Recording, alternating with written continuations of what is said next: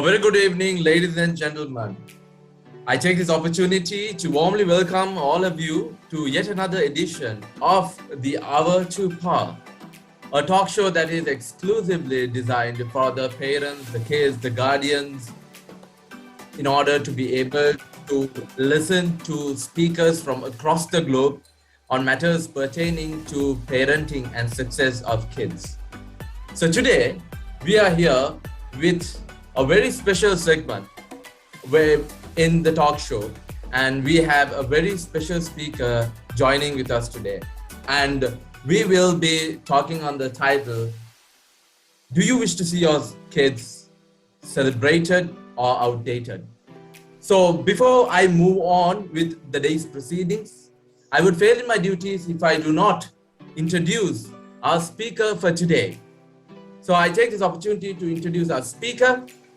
The speaker for today will be Professor ℍ𝕠𝕦𝕣. Professor ℍ𝕠𝕦𝕣 is a professor at the Department of Civil Engineering, Faculty of Engineering, University of Moratuwa, and he is also the commissioner at the Sri Lanka Inventors Commission. He is a visiting professor to Peter the Great St. Petersburg Polytechnic University in Russia, and also the chairman of the Advisory Committee to Urban Settlement and Development Authority in the Ministry of Urban Development and Housing. In the year 2017, he was considered to be the youngest professor of civil engineering in Sri Lanka. He is a very prominent figure in the realm of engineering and someone who has defined success at a very young age. Today, we will have Professor ℍ𝕠𝕦𝕣 answering the questions that we have received from the community pertaining to today's program.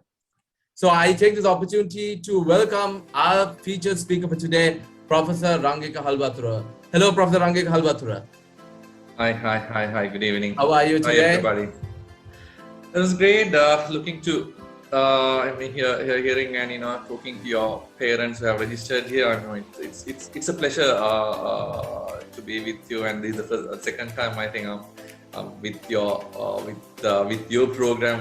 First one was face to face, and this time, unfortunately or maybe fortunately, it is online. Right. Thank you very much, Professor ℍ𝕠𝕦𝕣. And ladies and gentlemen, we will be proceeding with the day's program.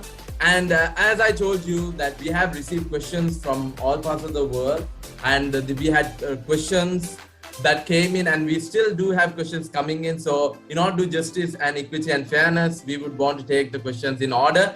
And I will be having the questions pronounced, and Professor ℍ𝕠𝕦𝕣 will be answering your questions in here. And meanwhile, during the program, you can have your questions posted in the chat box as well.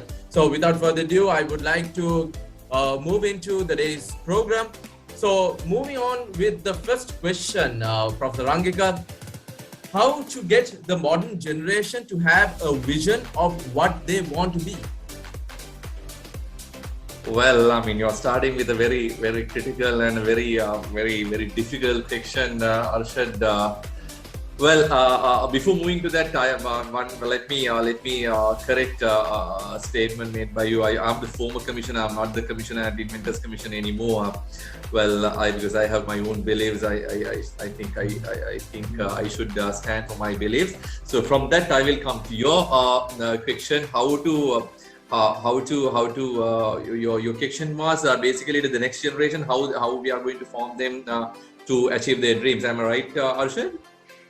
Yes, have a vision of what they want to be. Yes, have a vision. How to give them a vision? I mean, it's a very complicated process to a person who can't understand what is a vision is.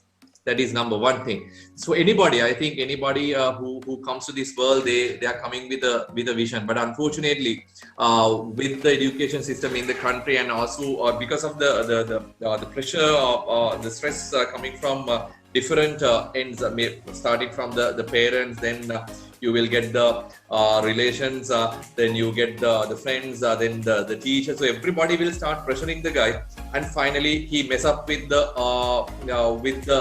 vision they are going to be. So let's say if you get a kid who are not even going to a school, And if you ask what is your ambition, to who, I mean, what sort of a person you want to have, I'm very sure they will not come up with these big pictures. They will be very simple, and they have a clear vision when they were a kid. But unfortunately, with time, mainly due to the external pressures, they will change their vision, and that vision does not mesh with their personal talents or the competencies pulled by the person, and finally they ended up with messing everything for them. So I think the number one, if you really want to create a vision, they have to understand and they have to read themselves. That is very much important. They need to read themselves. If they can read themselves and if they can study themselves before they go to the school, before they go and read a book, if they can study themselves to understand their hidden talents. I mean, everybody is not in the same set of talents. I wanted to be an engineer. I had some talents in me, so I chose to be an engineer. So everybody, if all the parents started making all their kids to engineers, doctors, and some selected job, giving the vision in few selected forums, I'm very sure they will end up with a mess. So only my advice, if they really want to create a vision, they need to read themselves. They have to understand what they know, and they need to understand what they can. At the same time, they need to understand what they can't. That is very important. What they can and what they can't. They have to differentiate that. There are set of things they can, there are set of things they can't, and there are set of things they can learn and try. Right? There are certain set of things which, I mean, how much you try, you can't achieve them.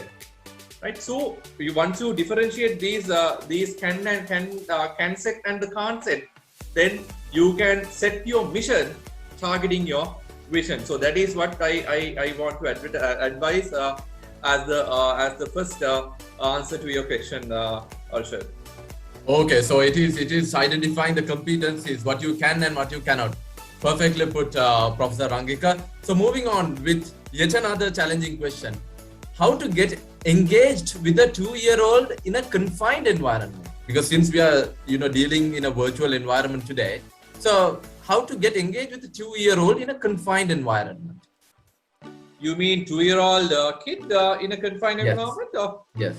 Well, it's impossible. I mean, whether it's online or offline or face to face or whatever. I mean, you are referring a kid who's basically just initiated learning the life. So I think the best possible way is let him to be himself or herself.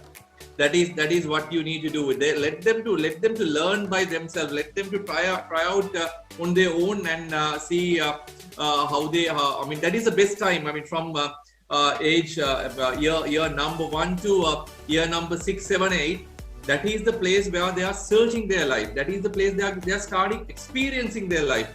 Because more than the knowledge, more than the information, more than the knowledge you are going to get from other people, they are starting engaging. They are starting reading the people, reading the nature, reading the society, and through them, they I mean, that's the time they experience their life. So I think the best thing, if you, I mean, it's not like okay, go and just do whatever they want. I mean, that is not what I mean. So you have to have a small control. I mean, whether they are even at the age 17, 18. Now we'll forget the age, the 2-year-old kid. But until you become mature enough to take your own decisions, always the parent should be able to have a certain amount of control. Within that particular control, let them to do whatever they wish. So always you put him in a confined space. From age number 2, it will be this much, and 3, 4, 5. I mean, you are basically expanding the confined space where the kid can go and experience. But make sure you have a boundary around. Okay, this is what you need to go. Not beyond that. That control has to be there. But within that particular control area, confined area, let them to have his freedom to go and experience. Because what he can learn is much more than, I mean, from the knowledge, what he can gather through the knowledge is much more than experiencing the other people. So let him to go and experience different levels, different stages, different people. So that experience he will studying. I mean, he doesn't want to go and just experience on his own, by his own hands, but he can learn through someone else. So if he or she wants to learn through someone else, this guy should go and meet them. This guy should be able to see them. So let him to be free within a confined area. So if you are sure, if you are comfortable with that space, make sure you within your control slightly expand with time. Then he will start experiencing the life. I believe it's a very important piece of advice for the parents who are aspiring to become good parents at a very young age. So moving on with the questions, the next question is how to guide children on balancing between play and learn. Well, all these questions are very terrible, very critical. Well, I'm now 43 years and a father of 2 kids, and well, more than that, I'm teaching at universities, and I always meet with people. How to create a balance again, Arshad? I think the easiest way is don't force them to do this and that. I mean, let them to be free within that. But I'm going back to the same, reiterating the same point over and over. Let them to experience their life within that particular confined area, because this experience matters a lot for anybody to set his life. Because I mean, I don't want to say that there should be a balance between play and education, because one will go out of balance and they will go and they're finding his own way. So if anybody wants to go and be with education, don't try to pull him back and to the playboard. With time, they will gradually they will create the balance. Some years, I mean, they will move into the education. Some years they will move into the play. So always, my advice is always don't push them too much. Let them to be on their own thinking, but with a small control to the parents. Because I mean, I personally feel we are not really doing the justice, especially in my generation as parents, Arshad. Because I mean, if you just compare your parents, Arshad, and just close your eyes and see whether you are doing the same justice to your kid. I mean, it's really pathetic. It's really sad, because you are not really doing the justice for the next generation. We all know that we are busy. We talked about the next generation, but before we talked about the next generation, all the time our mind is working in our cluster. I mean, we worried about tomorrow. We worried about my job. We worried about all these things, but we always forget our kids. We don't. I mean, how much we said and done. I mean, we are not paying much on our kids. We always say we are doing everything. We do everything for the next generation. But sadly, are we really doing that? I mean, you think about your parents.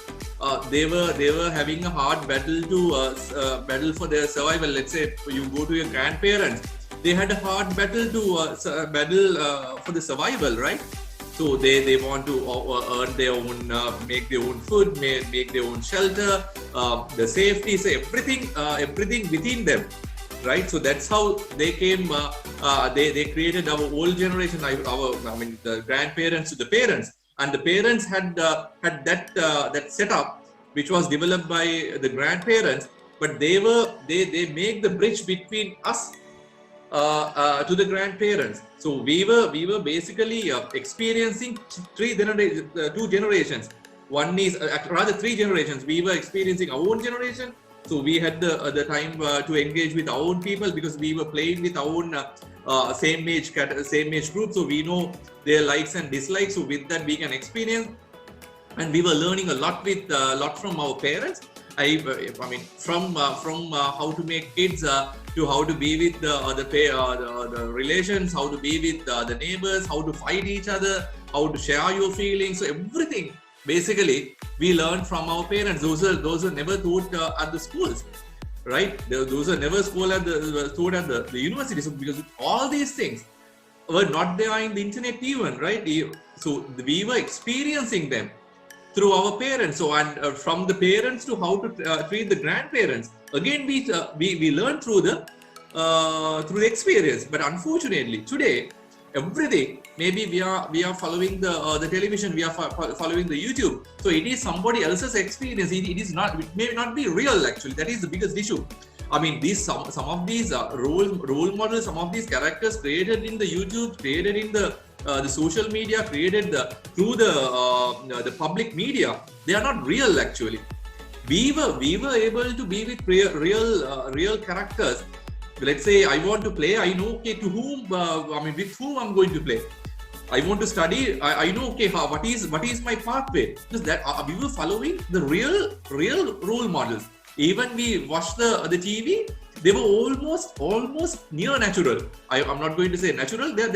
Those characters are all natural, at least near natural. But today, many of these characters, sometimes the person who is acting for a school kid, maybe 25-30 years old.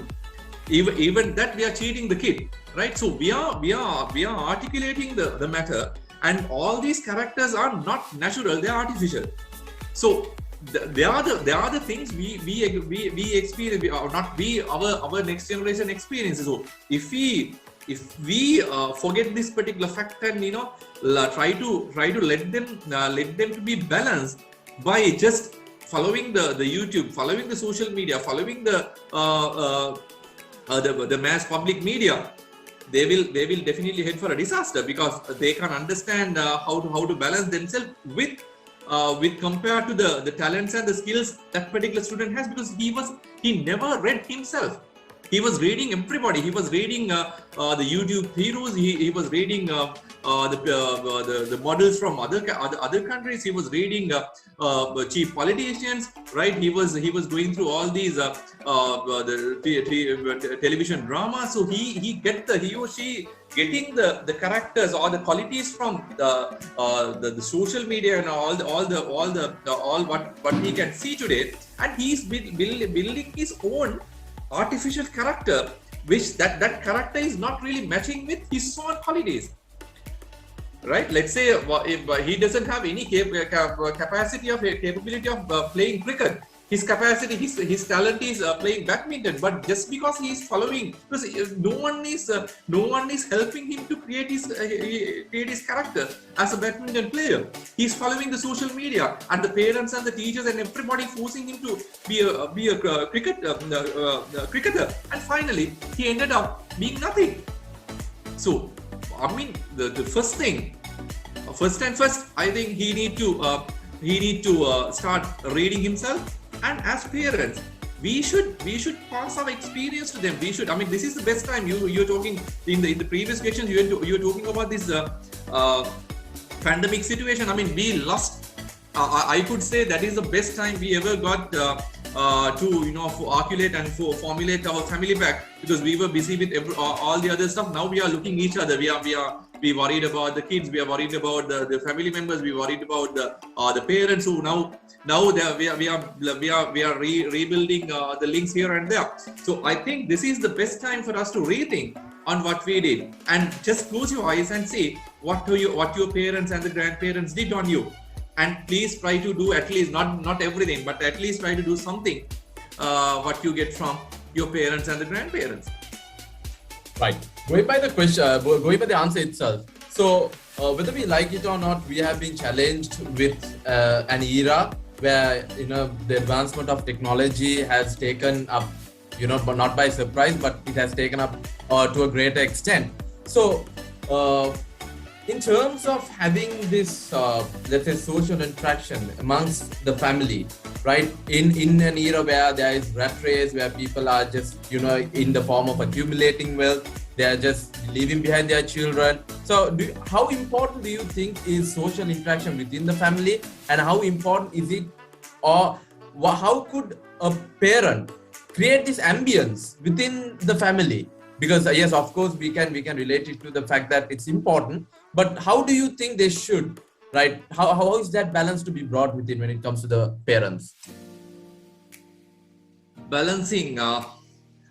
Well, I think I'm not the right person to answer the question, but in my way, I think more than you go and teach the parents and the kids, I think you should you should you should do a self criticism, or rather post-mortem on what you are doing. I think that from that you will be able to understand the mistakes you have done in the past. I mean, people do mistake. I mean, even myself, I have done a lot of mistakes in my life, so it is not a matter of making a mistake, but unfortunately you have to understand that don't make your tomorrow as the same as yesterday. So tomorrow will be a fresh day, because we are not going to live forever. We are going to die one day. So the tomorrow is tomorrow. Yesterday is yesterday. That is past. You will not be able to bring the yesterday and undo and adjust it the way you want. No, so that has passed. But don't ever try to do the same mistake, same thing, same day as yesterday with tomorrow. So you need to adjust the stuff on that, and then finally you have to make, at least you have to give a try to make tomorrow happier than yesterday. So in this particular, in the complex world, it's very difficult, Arshad. I mean, I can come here and talk about all these big stories, but we have to understand the real situation, because we all look for the quality of life. I was starting with my grandparents. I mean, they were trying to they were playing a survival game. Even my parents, I know, they were basically playing a survival game. They wanted to build their own house. They wanted to earn something for us. So that was a survival game. But today we are living in an era where we are looking for the quality of life.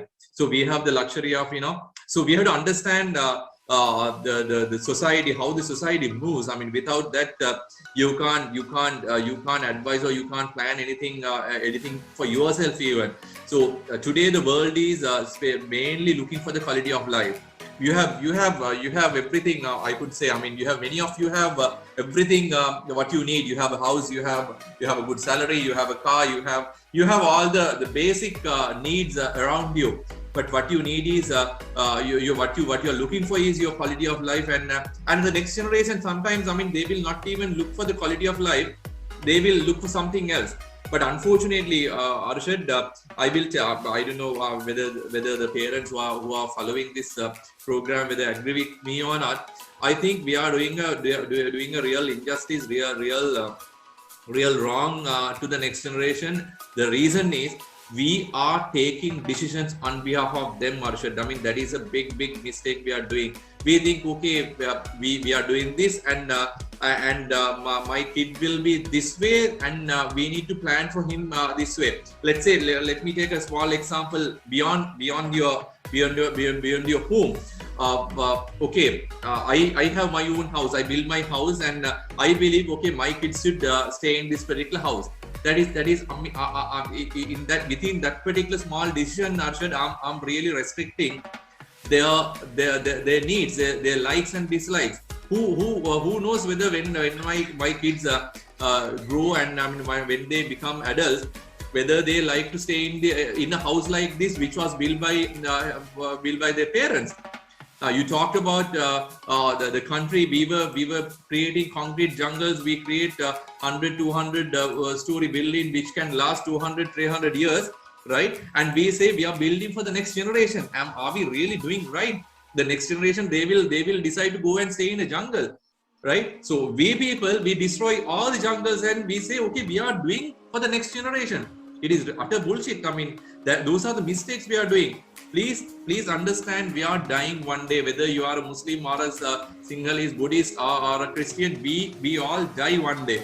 Unfortunately, Arshad, the biggest mistake we do is, until we are at the last minute of our life, we never realize that we are going to die. So we stay like we are going to stay forever, and we do the biggest. I mean, more than our parents, more than our grandparents, we have done the biggest mistake by trying to do something for the next generation. And that's why I really didn't want to answer your point. I mean, as a with a straightforward answer, because I mean, we are doing a real injustice. Even if I answer to that particular point, that would be another big injustice for the next generation, because we are trying to take decisions on behalf of the next generation. That is completely wrong. I mean, you need to keep the provision for them to plan their life. So keep that, you reserve that particular place for them. Let them to plan their life. Let them plan their future. That's why, I mean, a very simple example is we are building concrete jungles. We built highways connecting the north and the south and the west and the east. Are they really need? I mean, do they really need this sort of facilities? I mean, they may go back to the jungle.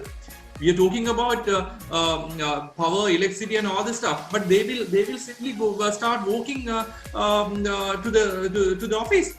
Who knows, right? So you don't try to take decisions on behalf of the next generation. I mean, that is the advice I can give. More than the answer I should give, and I should keep an advice. Please don't take decisions on behalf of the next generation. That is not. I mean, we are talking about the sustainability. We are talking about sustainable development goals. Even within that, we are destroying the term of sustainability. Sustainability is you always you enjoy your life. It is not that not to say that you go to the cave Veera, you have handsome leaves and stay in the jungle. That is not the sustainability says. You enjoy your life. You get the maximum, but don't ever compromise the ability of having the next generation, or next generation having the comfort, next generation having their satisfaction when they become adults. So that is an advice, not an answer. Okay, that's perfectly fine. I believe that was certainly very, very insightful. And next up, we have a very long question, so I will read it out. It's a concern from a parent. Since the lockdown started, my kid, who is now in grade 3, has not been able to remember anything. But before that, she was really good in math and other subjects. Now it's all going backwards. Even a simple thing cannot be recalled when questioned later. They have online classes from the school, but it's only following the syllabus. This is really frustrating and alarming for us, as I have tried everything we know to fix it, but we are not seeing any improvement. What would you like to tell this parent, Prof? Arshad, this is really, really sad. It's really pathetic. I mean, we have to always should be able to see I mean, we always love to see the bad on everything. I mean, there can be small plus points everywhere, right? So, but whatever said and done, this COVID is drastically affected the education in the country. That we can't forget, because we were not with online education, but all the developed countries, even India, Bangladesh, they were with online education. But unfortunately, I could say this. Zoom Man team has killed the real education in the country today.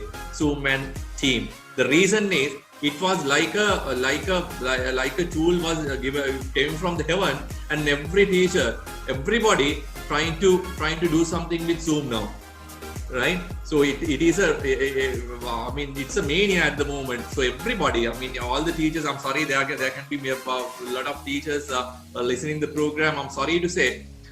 We are trying to. I mean, we have more free time. Those days we spend 3-4 hours traveling here and there. Now that time is free. But don't, just because you have free time, don't try to overload the next generation with classes and a lot of content. I think that is another big damage we are doing on the next generation. I think I am totally with that parent who has stated that statement. Yes, really unfortunate, because we were never knew about online education till the COVID come. So that's I mean, how much we say we are technologically advanced, we were not really educated in education. We never developed Arshad, that we had to understand for 30-35 years. Everybody, whoever started ruling the country, they wanted to destroy the education in the country. No matter what, I'm openly telling whoever, I mean, all the political parties, what they want to have a set of followers, but not intelligent community. If they created intelligence, they will not survive in the politics today. So they wanted to have set of slavers in the country, and for that they created the content. The content is super now. We are just pumping the content, but we are not really creating thinkers. We were not really creating independent thinkers in the country, and sadly, because of that, we were just following someone everywhere. Not the politics, from the politics to the office to the bus stand to everywhere. We are just set of followers, right? We don't respect the privacy of people. We don't respect the feelings of the other part. We are just blindly following, and that was created by the education system in the country. And that particular education system was created by so-called foolish politicians. We say they are foolish, but they are not really foolish. They are really smart. To tell you, to that parent and to Arshad and everybody who's listening to this program, just imagine. I was talking about this transferring the experience to the next generation. Arshad, you are a father. I'm a father. There are a lot of parents here. You just think, how many of you try to create your kids in the same way you had your life, right? Your kid never want. My kids, they never want to be a professor. They don't want to be a professor because they hate professors, because they can see me spending a lot of hours. I love to be with my family and my kids. It's a different story. But many of the kids in the country, they hate the father's profession because because of the parents' profession. The kids are suffering. You go to their hearts and see they really suffer. They never want to be a person like their parents. But there's one community in the country, Arshad, who their kids are really fond of being following their parents. Only one profession in the country. I'm not going to ask who's that. Can you answer, Arshad? I will give you the answer. That is politicians. Every politician, every next generation from a politician, they want to become a politician. All the people who are in the parliament, the kid, they are trying to at least go to the Pradesh Sabha or the Nagar Sabha, because they have. We all say they are fully set of people who can't sense the sense. But please note that they are the people who can sense the community. They learn from the experience. We try to teach our students only the content, and we are trying to pump them the knowledge. But those people, you need to have a proper comparison. These are no longer. These are, we should not hide the fact and talk. We should bring the fact on to the podium, and we should start talking about these facts. This is a comparison you need to do and check yourself whether you are doing the right or wrong, because those people, they are experiencing the life. They are experiencing the community. They are experiencing the nature. That's why next day they go and cut Singharaj and Vilpattu, because they have experienced the nature. But our people, we never let our kids to experience. My answer to that particular parent, I'm sorry to say, education is not the knowledge, right? You can't give the education only by giving the knowledge. That is wrong. If you want to get the knowledge, here it is. The phone, within the phone, inside the phone, everything under the sun will be there inside the phone. But that is not education. You think about yourself. You think about your school time. You studied for your O-level. Yes, you passed the O-level. You tell me what is the percentage of knowledge you transfer from O-level to A-level? Will be about 5 to 10%. Rest, you just kept at the grade 11 classroom door, and you went to A-level class, and you did A-level for 2 years, right? And what is the percentage you took from A-level class to the university? Maybe it's very small. Being as an engineer, I know I could say it is 2-3% of what I learned from the A-level. So, and from the A-level, from the university to the industry, again the same. So what are we really doing with that particular rest of the 90% of the time we spend in the school? So if it is 10%, you can forget all the 90%, and you can teach only, you can give only the content of that particular 10%, and you can create instant graduate within 1 or 2 years. Right? 1 or 2 years, you can create a graduate. But that is impossible. The reason is education is much beyond, much broader than what you and I think. It is not the knowledge. You are creating for you will be trained through a path where your brain will be trained. It's mainly a brain training. I mean, more than the knowledge, 90% is the brain training. I'm an engineer. My wife is a doctor. So our thinking are completely. I mean, it's like. I mean, it's I mean, it's completely different. That difference came from the brain training she got and I got. I was trained in a different way. She was trained in a different way. And maybe an art graduate will be completely different to her thinking will be completely different to the way I think. So that is the brain training we are getting. But unfortunately, I mean, because of online education and we keep the students 100% with the online education, we miss that particular 90%. Where they can experience and developing their soft skills, because from the morning to the evening, they are fully engaged with the computer, nothing else. Because they finally start hating the online education. They don't like online education anymore because they don't get that particular life within the computer, within the tab they are touching today. Because from the morning, they will not be able to get a time for them to brush their teeth. From the morning, they go and sit with the computer. They don't get a good time. Even though I said this is a wonderful time for everybody to get together and share the experience, but unfortunately, this kid, they can't. They don't have a time. They are helpless. So because of that, the kids will start hating online education. Beyond that, they will miss the time for them to develop their soft skills, develop their lifelong learning. Right? Learning is not right. Get the content and that's it. No, that is not learning. You are learning. I told you that is about the brain training. So you train your brain to suit your future endures. I mean, future questions, future issues you are going to face in your life. But unfortunately, I mean, since we were not really aware of the online education, the correct online education, we are missing that particular 90%. We are going ahead with 10%, and we have made that to 100% now. And the 90% is really need to create a kid. Otherwise, I mean, we don't have to send the kid to the school.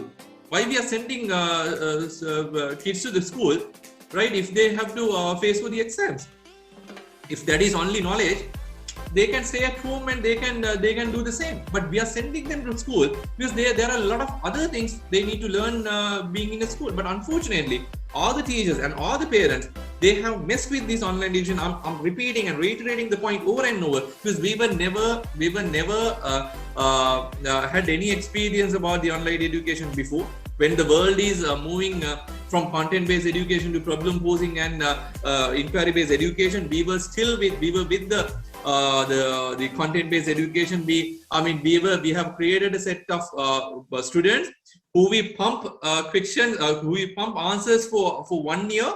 At the end of the day, end of the year, within few hours, the kid go to the exam hall and he will try to find questions to match their answers. So they are full of answers, but they don't know how to match these answers with the question. That is what they do at the exam. So we are not really giving them the questions and try to solve them themselves. No, that is not what we do. We keep on pumping the answers for 1 year, and within few hours, the kid goes to the exam hall and try to find the questions for the known answers. So that was the education system in the country. That was not the education system in the rest of the world. And suddenly, we had this COVID situation, and we are at a mess. I fully agree with that parent, but they have a role to play. You need to now. You don't have a teacher at school. You are the teacher. I mean, the parents are the teachers for your parents, and your parents and you are the teachers at the class now. Teachers at the home now. So you need to give that extra 90% to them for them to experience their life. So yes, I mean, it's unfortunate, but we have to make it to a fortunate situation. If we can work hard, we'll be able to manage it. Okay, so quoting from the answer itself, being unaware of the let's say the new system, the mechanism of working virtually. So because I have a question on our chat box as well, which makes some sense to the answer that was given, because due to this fact that a lot of students don't have that creative element within them since they are confined to the home environment. So my first question is it do you supposed to say that the problem is not with the content but with the context? And also you happen to mention the fact that in the past the students or kids who happen to go to school and get their education had more exposure than the ones who are actually facing the situation at the moment. Does this mean there will be a balance in between the generation, and does this mean that the present generation is going to go obsolete? So this is one of the questions that I would want to put it across to you, Professor, because whether we like it or not, I believe maybe taking the South Asian region or maybe the Asian region compared to the Western part of the world, whether we like it or not, this is something that has been in existence, but it is with COVID that we have encountered a situation where we are forced to embrace. So it could mean to be a paradigm shift. So sometimes there could be more, it can be a boon than a bane in total. So what do you think? Is it the content or the context? And if it's the case, do you think the present generation, if they do not cooperate or if they do not be a part of this and embrace it properly, would they become obsolete compared to the generation in the past? Well, with my experience and with my thinking, I'm very sure they will be obsolete. I mean, we are heading for a real disaster, Arshad. I mean, I feel so sad about the next generation. I don't know whether my parents are also voting the same way about my generation, but my being in the 43 years now, I feel our next generation will definitely head for a disaster. I'm not really referring the world scenario. I'm basically referring to Sri Lankan scenario. You're talking about the South Asian and the Asian context of Arshad. Still, many developed countries, they send their kid to the nearby school and they walk from home to the school. Not that they don't have a vehicle to take the kid to the school, but they forcefully let the kid to take a bicycle or walk to the school. The reason is, while they're walking, they will be able to experience the nature, experience the society. So that experience matters a lot. I mean, all these developed countries, they know the value of experiencing all these stuff. But unfortunately, you compare the Sri Lankan situation because of these foolish decisions and foolish system change in the country. Our kids, I mean, they don't get the same luxury, even though having everything under the sun within this particular small beautiful island. We are not letting them to have the exposure. I'm not going to say that our next generation is blindly. I mean, it is not going nowhere just because. Just because I have I have a generation gap.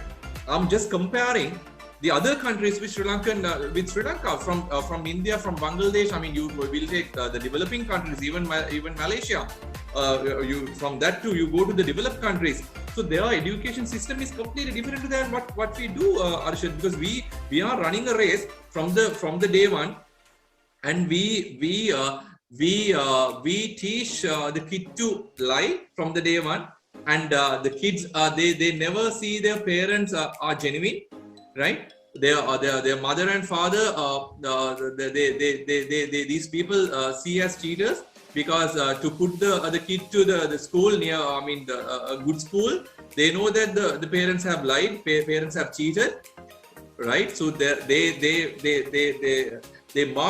demarcate the parents as set of cheaters, right? So they experiencing starting from that, and their teachers. I mean, they are the real big heroes in our life, the teachers. But unfortunately today, teachers are set of another cheaters or beggars. I mean, in our life, teachers are the teachers were ranked at the topmost point. They were not scared to anybody. They are the most independent set of the creatures in the country. But today, I mean, just think, all the teachers. I'm sorry, there will be many teachers in this particular audience. But just touch your heart and say, for your transfer, for your next promotion, right? You will go and just do shopping for your boss or maybe a chief politician, and you advise your kid to be brave, to be to have a strong backbone, right? So you can't. How can you advising your next generation to have a backbone while you don't have a backbone, right? Everybody are working as slaves. So there, the kids are basically experiencing the parents, and finally we are heading for a real disaster.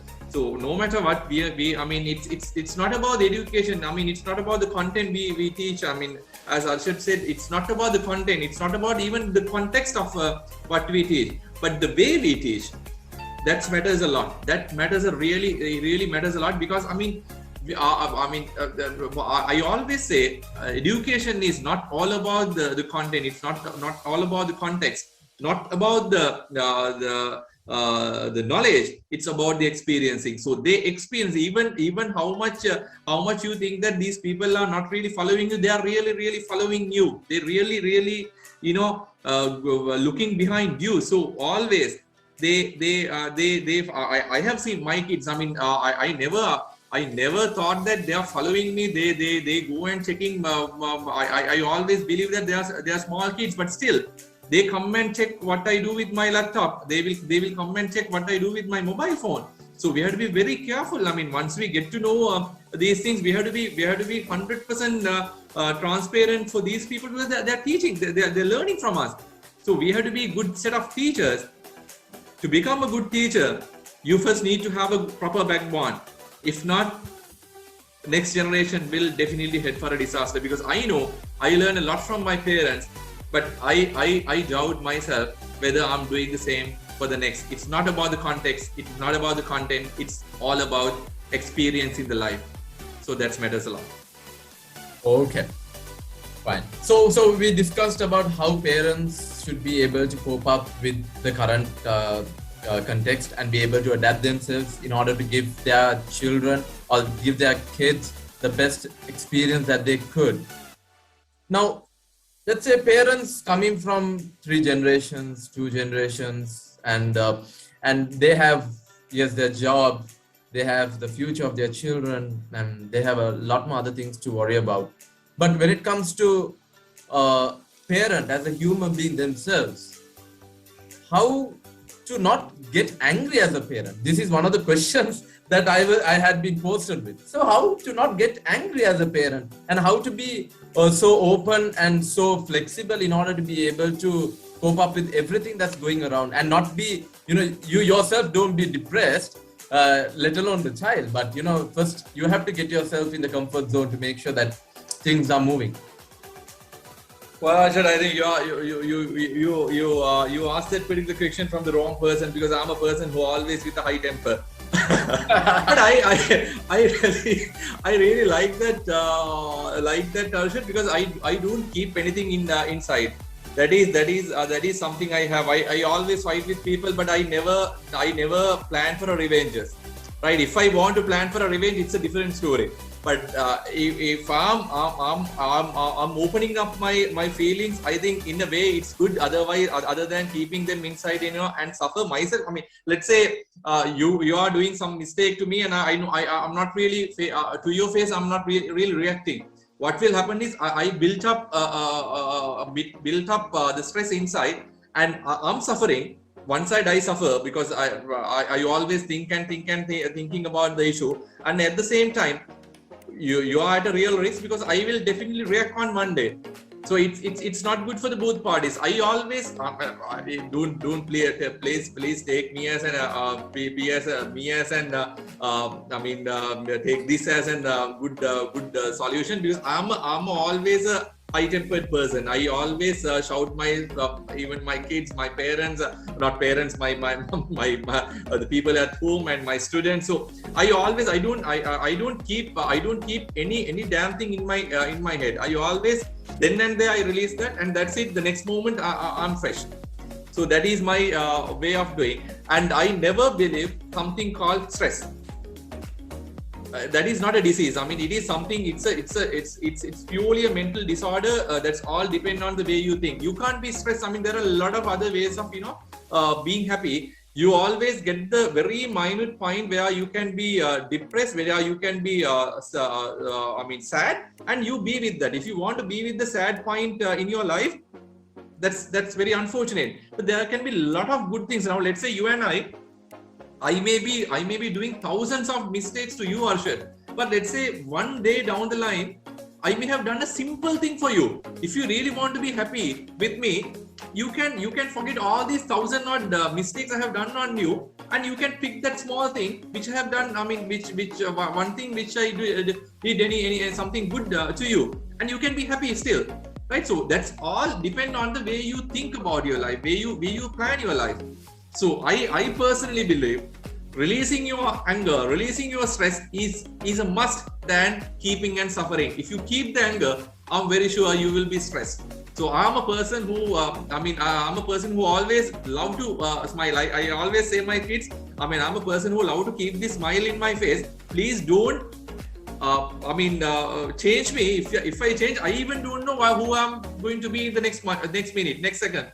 So they know how to deal with me. If I pass my limit, I don't know who am I. So, but the next point after the incident, I'm a fresh person again. So I have a lot of other things than being with that particular the life, because my satisfaction is not limited to one or two.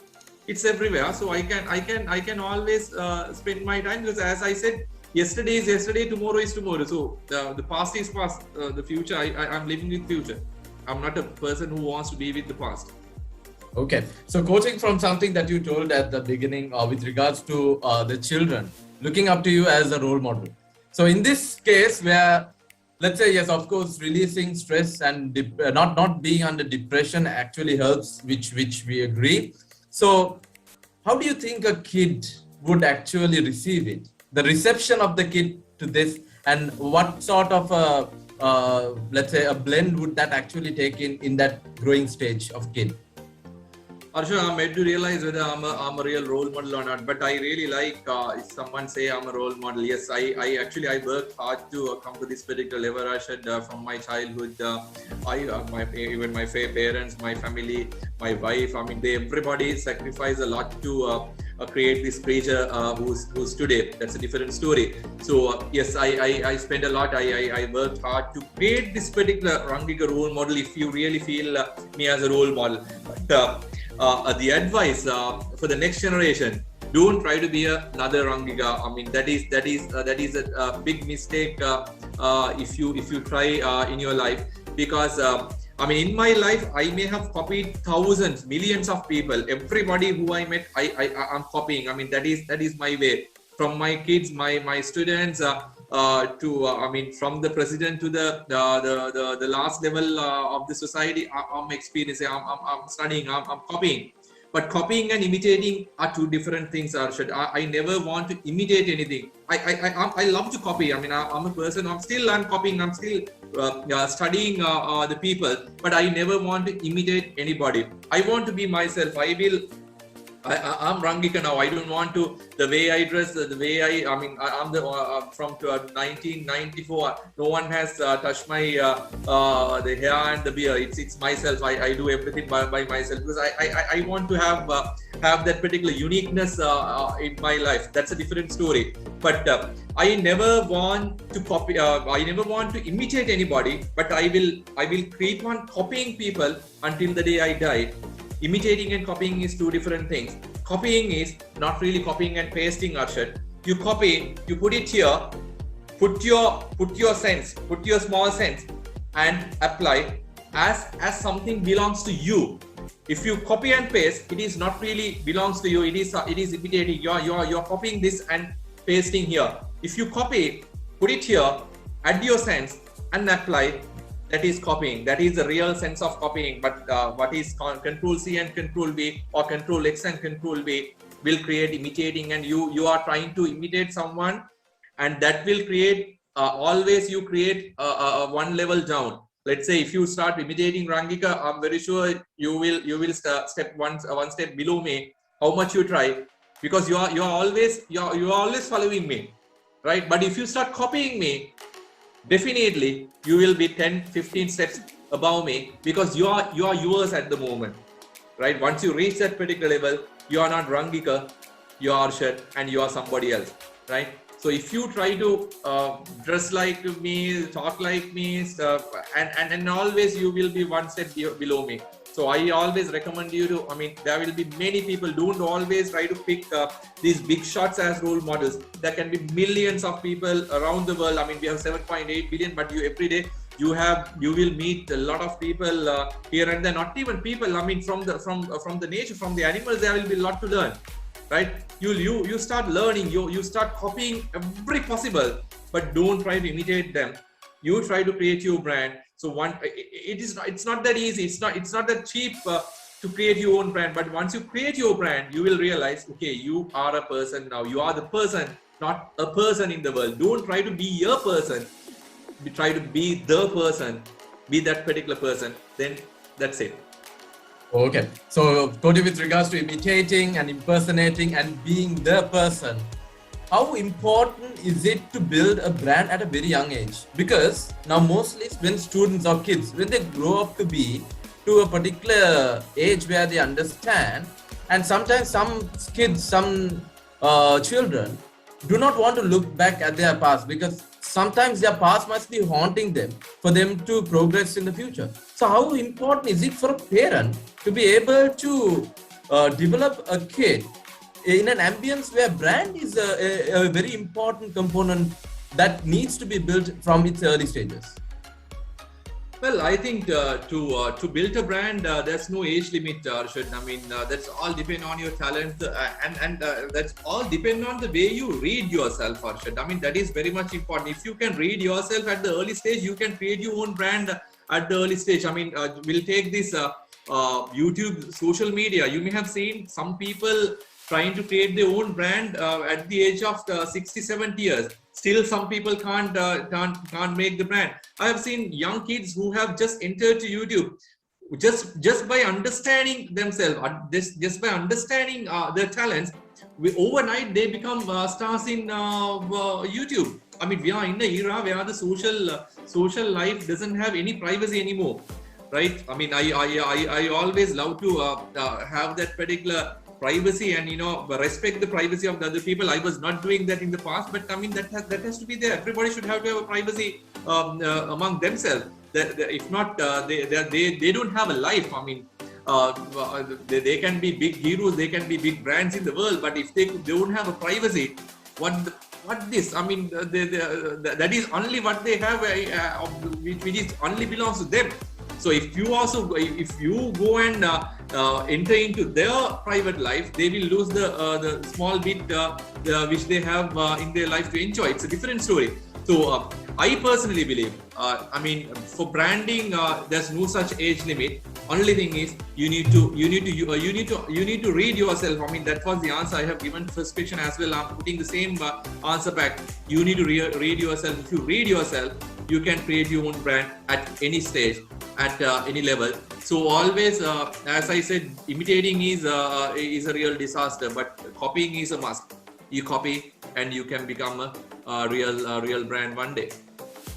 Okay, so with regards to the exposure to the digital age, I think we have got a lot of questions related to this. And if I need to sum up, I would ask, how do we get the effective use of devices and the internet without being misused? Because yes, everything is a click away. So our children are being exposed, and yes, of course, there could be measures that could be imposed by the parents, but not around the clock all the time. So how does this actually happen? And is there something that they need to initially embed in the minds of the children so that they grow along with it? Or are there any other alternatives? Arshad, I think we are a country, we always miss the bus. We always miss the bus. Everywhere we miss the bus, and then only we realize, okay, oh shit, we missed the bus. So every day, day by day, we suffer ourselves saying, okay, we missed the bus. I mean, that's why we are suffering as a country today. For many ages, many years, we have missed the bus. So we should not let our people to miss the bus again at the next time. That's what our hope. But always, every day, we miss the bus again. Once again, tomorrow also we do the same mistake because we are not geared into finding and the getting into the correct bus. But one day, I hope before I die, I will see a day where we will catch the correct bus. That's a different story. To answer your point, Arshad, before answering the point, let me tell you one simple thing. As a country, I think we are living in the best country in the world, Arshad, because we are in a real vacuum. From the leadership to all the other things, we are in a real vacuum. If you want to be a brand, I don't think there's a single country other than Sri Lanka. Believe me, there cannot be a single country. If you go to other developed countries, you can't create your own brand because there are a lot of similar people. Those are all developed, so they are thinking in the same way. But Sri Lanka, we are in a vacuum from the leadership, right? We don't know who will be the next president because there's a big vacuum. In the parliament, we have 225 seats. We don't know who will be in the parliament because all these sheets are outdated now. So now you are living in a country, this 22 million, including myself, we are living in a country, the best country in the world, where you can try yourself and create your own brand. If you want to go into politics, yes, you have a vacuum. If you go into the industry, big vacuum. We don't have good industries in the country. Agriculture, yes, there's a big vacuum. Everywhere, education, everywhere, there's a big vacuum. So you have a high chance to create your own brand. I mean, we are not big shots. You compare with other people, we are not big shots. But still, since there's a big vacuum, I mean, you have picked me for this particular presentation. If you go to another country, if I go to another country, I may not be popular like this because there are many other people like me. So since this country is a vacuum, anybody, if they are really little bit talented, they can become a brand. So that is my answer. That is my counter to the previous question. So about your digital era and the digital devices, Arshad. I mean, again, I bring this particular bus story since I said we always miss the bus. Even in the digital era, I think Arshad, we miss the bus. So the world is not with the digital era anymore. World has passed this industry 4.0 digital era, digital revolution. They are going into industry 5.0, where we have a bigger role to play, Arshad. The industry 4.0 is a digital era where everybody wants to be with their smartphone and they want to confine everything to themselves. There's no we value the knowledge, we value the intellectual property. So all coded and all secured. But we are moving into the next generation now. The world has already moved, but we know we always still with the digital era, and we always talk about the smartphone and the computers. Those are all minor elements in other countries because they have already gone into the next generation, that is industry 5.0. Industry 5.0, Arshad, again this human sense has come to a play, right? Not only the machines, not only the electronic. You need to have a human sense to all industries. That is what the industry 5.0 says. And we are dealing with big data. So every what we do, I mean, even this small video will be recorded, and there will be some alien person who's following our expressions. So there's no privacy. I mean, that's why I said the privacy matters a lot in this particular new era, because you are losing your life now, right? So once again, the data is free. Everybody, it's a matter of processing the data and give the best what they want to do. That's the other side of the story. The real what you feel, what you see from the industry 5.0. We are bringing back the human into the picture, and the human has a bigger role than the digital devices. So you have to be ready with that.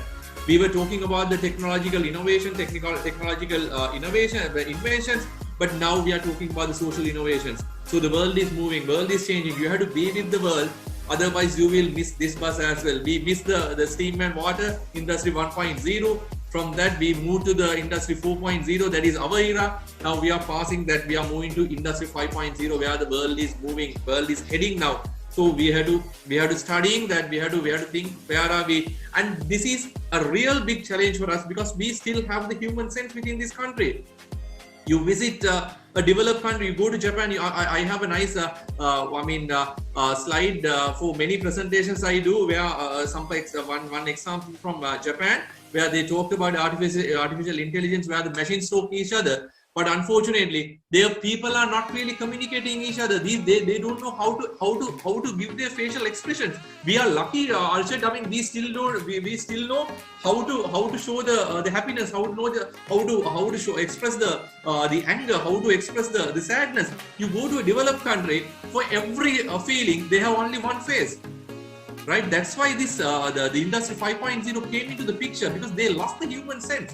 They don't know how to deal with the computers know how to deal with the feelings. That's why these emojis and all the things has come to the mobile phone.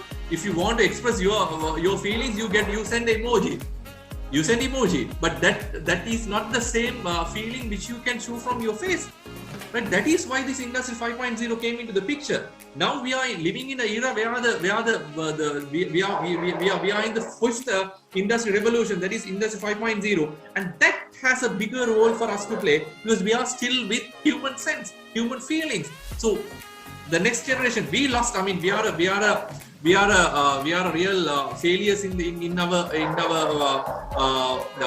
lives, Arshad, because we failed. I mean, we failed to achieve what we wanted to have. But we should not let this happen to the next generation. So we have to empower them. We have to give them the real sense. Let them to if you want to if you want to train your kids to use the devices effectively, let them to be with the world, rest of the world. Don't be with this island mentality. I mean, all the people, even who went to other countries, they did the PhDs, and they when they touched the Sri Lankan land from the Katunayake airport, they again go back to the Sri Lankan mentality and island mentality, and they want to stay in their cells. Please don't give this bad attitudes to your generation. Let them to be open-minded. Let them to express their feelings openly. You'll have a better future, because we are in the era that is Industry 5.0, where the human has another new role to play. Right. For the benefit of those questions that I have received in relation to, let's forget about the parents for now and then move to the children.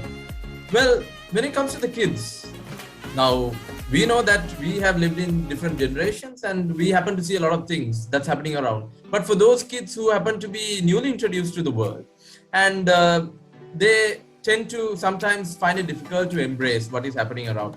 Now, even now I got a question saying, children, they're stubborn, right? And children, they get angry soon, and sometimes they're mentally disturbed, right? With everything that's going around, because parents don't know on one hand what to be done, and children on the other hand, they know, okay, fine, this is a task that needs to be completed, but I'm afraid that I'm unable to do it because I'm not being given proper guidance, because our parents are from a different generation.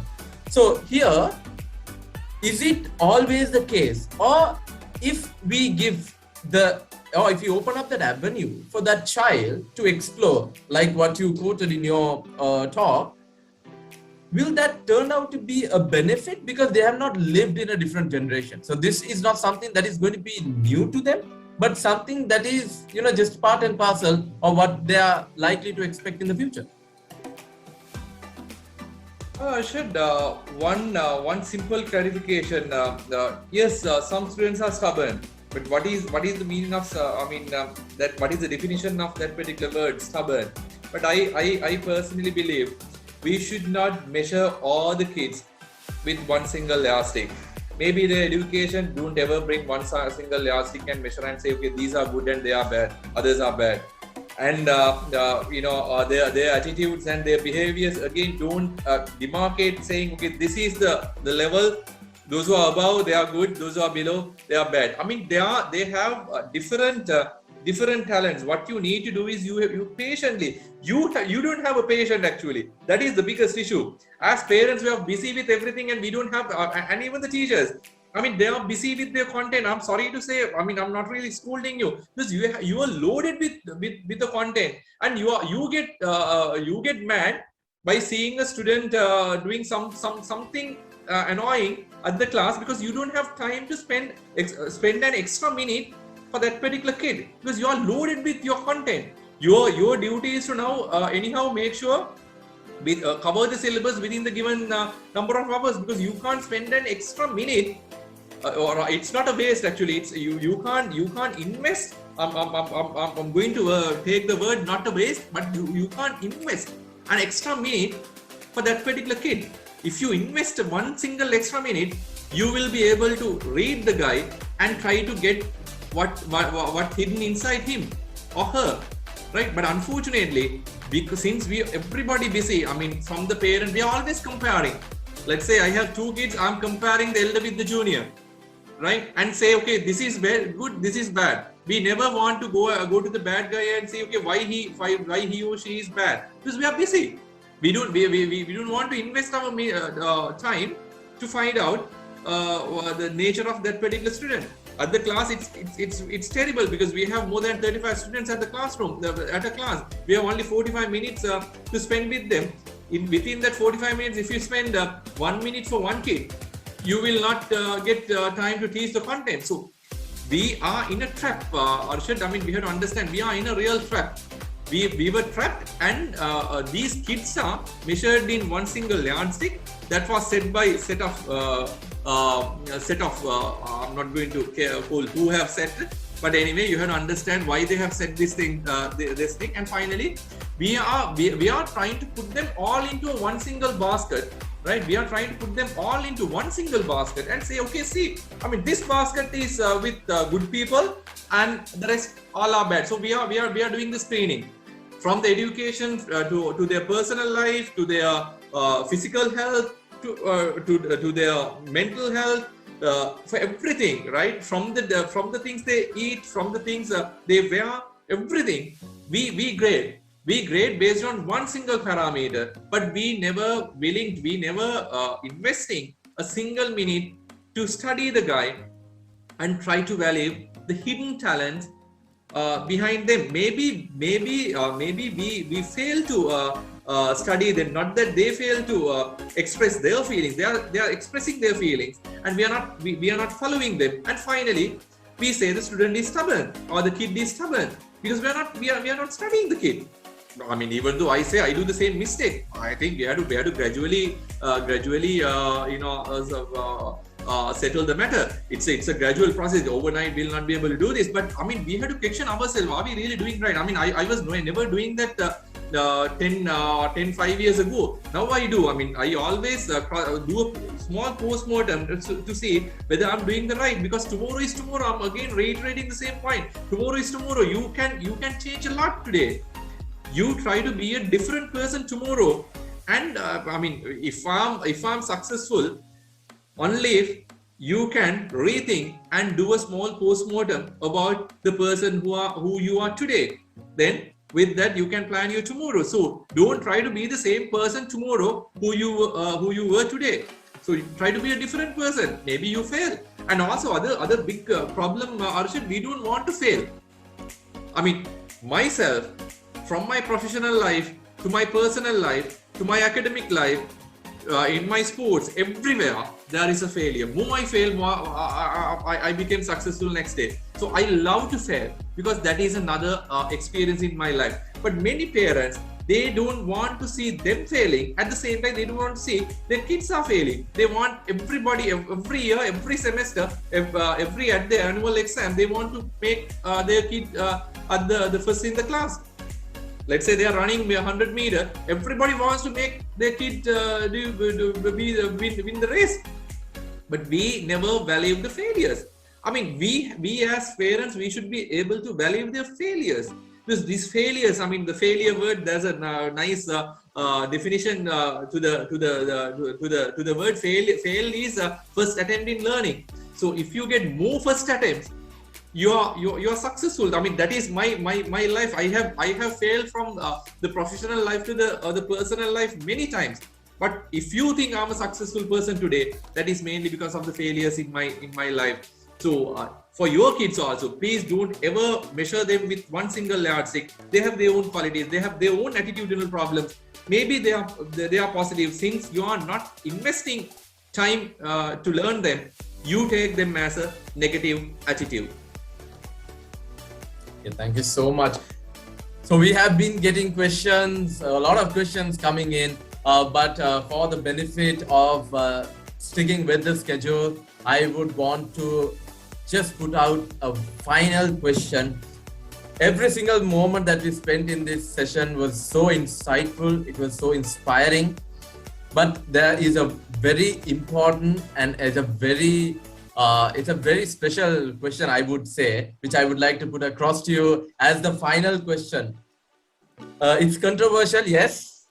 You spoke about Sri Lanka being the best country for if you actually need your children to explore opportunities and feel a place, right?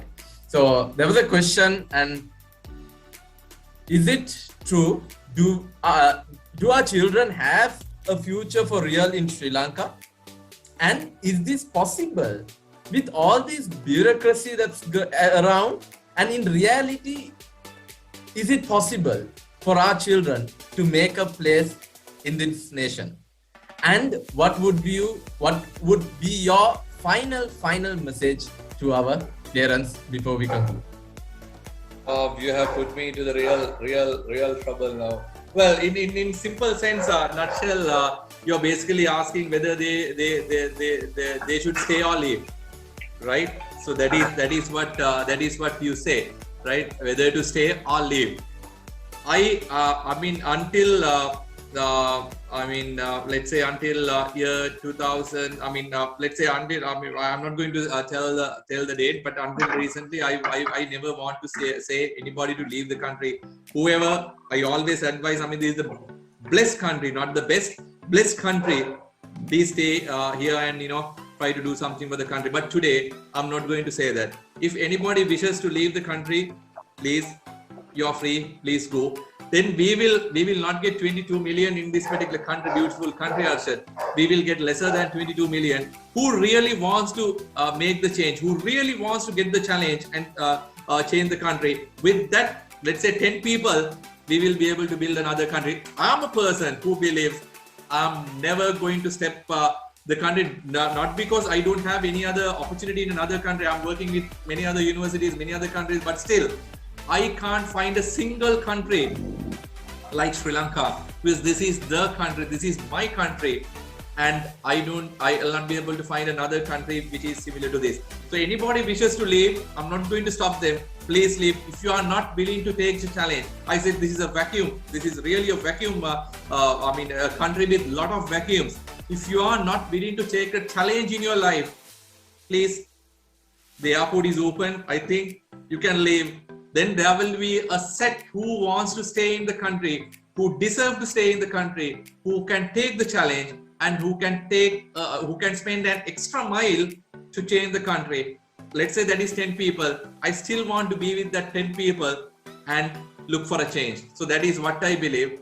And I'm not going to request anybody to stay here or leave the country. Those who wants to take the challenge, please stay here.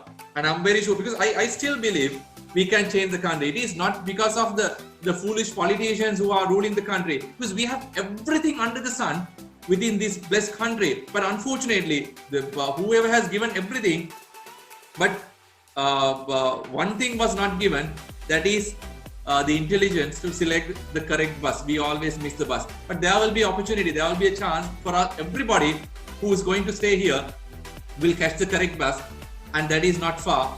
If you want to change the country, if you want to die in a developed country, that is still possible, Arshad, because we have everything. Within few days, within few months, we can turn upside down because we have the best brains in the world. No matter what, you go to these developed countries, I know how struggle I'm going through to teach a simple thing in these so-called developed countries. But our students, sometimes we don't have even a blackboard and a chalk. Still they can understand because they are really brainy, they are very creative. Our brains are to the maximum, but unfortunately we are lazy. Our people, they go to Japan, they go to other countries, they spend 18 hours per day without sleeping. They sleep only 2-3 hours, but in Sri Lanka, they can't start their work at 8 a.m. They are not doing enough to the country, and they blame the 225 fools in the parliament and say, these, I mean, look, they are the people who are ruining the country. No, not that, not those 225. It is 22 million in the country who are destroying the country because we are not really giving enough back to the country. Because I was fed and taught by the poor taxpayers in the country. So I have a real big responsibility to serve the country back. Because I'm with that particular responsibility. That's why I'm always shouting and talking and trying my level best to make the country. Not because I have something to earn. Back from the country, but more than I earn, I have a duty on my shoulders. Every 24th, 25th in the month, my shoulders are getting heavier because I'm about to get another salary. So I have to I move over to the country. So we need to have that particular mentality. If you can go to another country and pump petrol in a petrol shed, why can't you do that here? Why you always why you are always waiting until someone comes and do your work? So you have a responsibility. You have missed your responsibility. You're always pointing your finger to another party and say this country is not going to develop. This is not going to develop just because of you. That's why I said, if you feel you can't stay in the country, airport is open, you can leave the country. If that is 10 who's going to stay in this country, I'm going to be the 11th person, and I'm definitely going to make this country because I want to die in a developed country, and not that I want to go and migrate to another developed country. I want to die in this beautiful, blessed country, and that should be a developed country on the day I'm going to die. So I'm trying for the best, not praying for the best. So anybody who wants to develop the country, you try your level best. Don't try to pray until someone else comes and do the justice for yourself. So you need to do your best, not to pray, but to do as much as possible. So ladies and gentlemen, that is all the way from our featured speaker for today, Professor ℍ𝕠𝕦𝕣. I certainly firmly believe the fact that the session was very insightful and inspiring. If you're a parent, if you're a student, if you're a kid, or anyone in the realm of growing. So the Hour to Power is powered by the ℍ𝕠𝕦𝕣, and also it is being collaborated by the Model Learning Studio. So on behalf of ℍ𝕠𝕦𝕣 and the Model Learning Studio, I take this opportunity to extend my sincere gratitude to our featured speaker, Professor ℍ𝕠𝕦𝕣, for having shared his insights and all important information. I would take every single information is important amidst his busy schedule. So thank you so much once again, Professor ℍ𝕠𝕦𝕣, for sharing your inspirations, for sharing your ideas with the show for today.